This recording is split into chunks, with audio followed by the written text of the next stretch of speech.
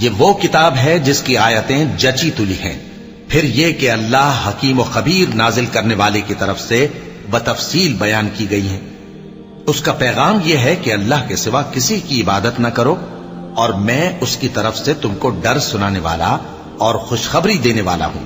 اور یہ کہ اپنے پروردگار سے بخشش مانگو اور اس کے آگے توبہ کرو،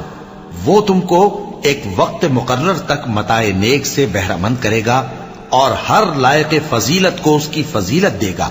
اور اگر روگردانی کرو گے تو مجھے تمہارے بارے میں قیامت کے بڑے دن کے عذاب کا ڈر ہے۔ تم سب کو اللہ کی طرف لوٹ کر جانا ہے اور وہ ہر چیز پر قادر ہے۔ دیکھو یہ اپنے سینوں کو دوہرا کرتے ہیں تاکہ اللہ سے چھپ جائیں۔ سن رکھو